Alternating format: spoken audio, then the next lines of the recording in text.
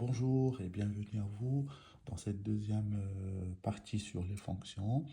Donc aujourd'hui, nous allons continuer à explorer les fonctions en nous concentrant sur trois aspects fondamentaux. Alors, le premier aspect, comment calculer l'image d'un antécédent à partir de l'expression d'une fonction. Le deuxième aspect, comment lire graphiquement une fonction, c'est-à-dire déterminer des images et des antécédents à l'aide de son graphique. Et le troisième et le dernier, comment construire et interpréter le tableau de variation d'une fonction pour analyser son comportement. Bien évidemment, comme la première partie, nous allons travailler à partir d'un exemple concret tiré du monde de l'entreprise. Et voici l'énoncé de cette activité. Donc, on va lire l'énoncé ensemble. Le gérant d'une entreprise a constaté que les dépenses de publicité n'augmentaient pas toujours son chiffre d'affaires. Il charge son comptable d'optimiser son budget publicité. Celui-ci note X en milliers d'euros les dépenses en publicité.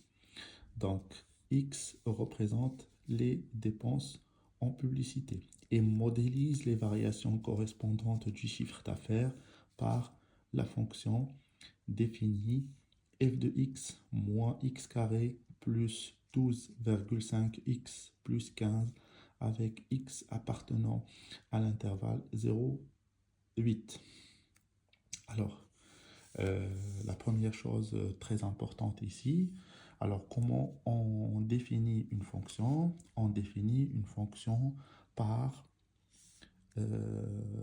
une expression. On définit une fonction par une expression. Alors l'expression, ou bien on appelle ça aussi la formule de cette fonction, c'est moins x carré plus 12,5x plus 15. Le deuxième élément très important, cette fonction est définie sur un intervalle bien précis, donc ici entre 0 et 8. C'est-à-dire, on va étudier cette fonction que sur l'intervalle compris entre 0 et 8. Alors, nous allons commencer cette activité par le calcul d'antécédents. Alors, on va prendre le plus simple. On va prendre l'antécédent 0. Donc, on va essayer de calculer l'antécédent, l'image de l'antécédent 0 en fonction de l'expression de la fonction. Et aussi, on va essayer de calculer l'image de l'antécédent 8 à partir de cette fonction. Ben, comment on fait? Donc, je prends la fonction f de x, l'expression de la fonction f de x, et je remplace x par 0. C'est-à-dire, je calcule f de 0. Donc, f de 0 est égal à moins 0 au carré, plus 12,5x plus 15. Alors, 5x, donc là je remplace x par 0, donc multiplié fois 0.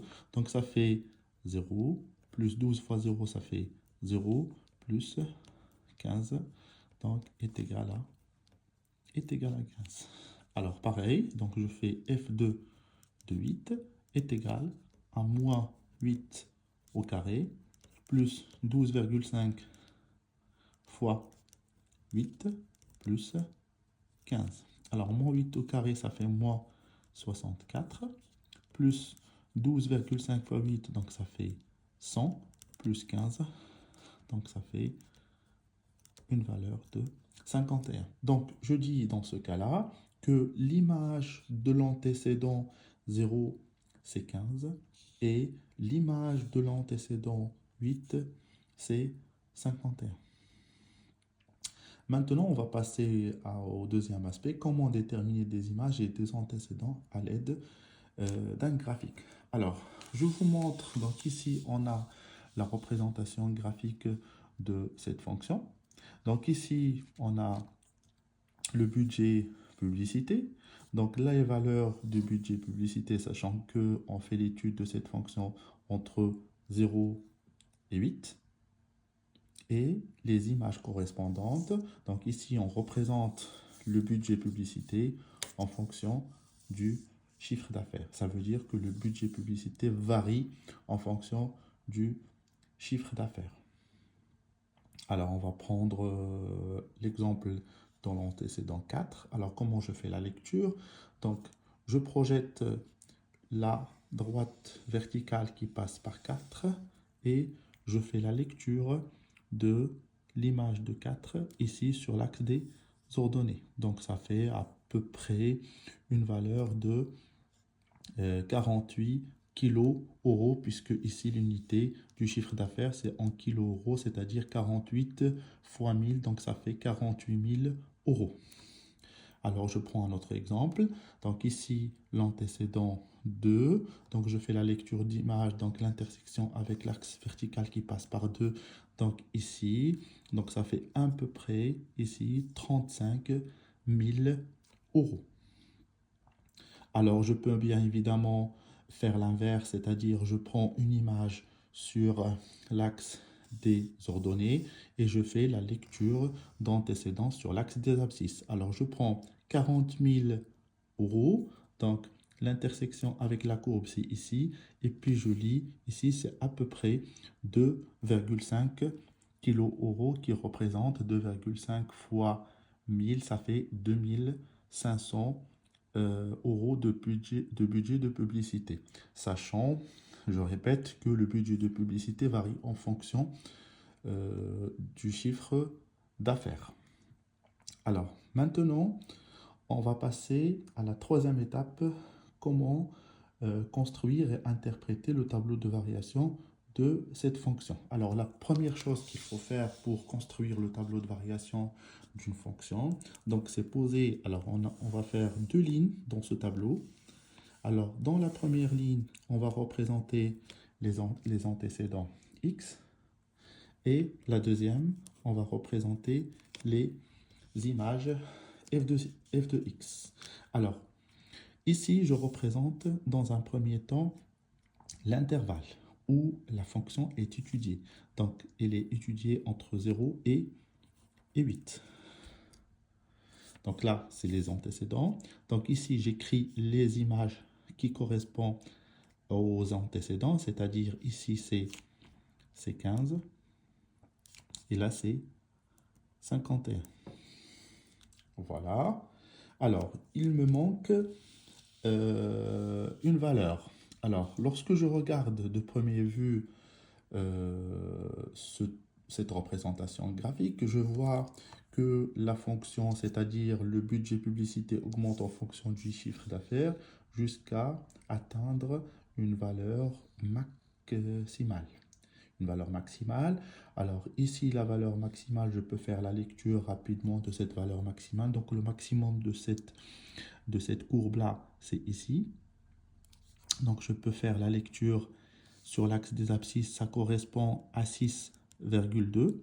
Et l'image correspondante ici, ça correspond à peu près à 54. Donc ici, je dois obligatoirement mettre dans le tableau de variation, ici, f de 6,2 qui est égal à 54. On voit bien évidemment que la fonction est croissante entre 0 jusqu'à 6,2.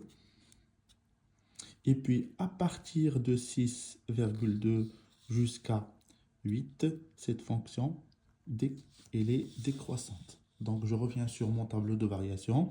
Donc je représente ça avec des flèches. Donc ici, la flèche représente la fonction croissante entre 0 et 6,2. Et là, la fonction décroissante entre 6,2 et 8. Alors, on peut vous poser ce genre de questions, c'est-à-dire comment le chef d'entreprise peut vérifier à partir de quel budget publicitaire le chiffre d'affaires augmente. Donc ici, notre fonction elle est croissante entre 0 et 6,2. Donc cette affirmation est vérifiée sur l'intervalle 0 et 6,2. Voilà, maintenant je suis arrivé à la fin de cette vidéo. Donc, une prochaine fois, je, je vous présente la troisième partie de la vidéo où on va traiter euh, une représentation graphique d'une fonction. Voilà, sur un repère orthonormé. Merci à vous et à la prochaine vidéo.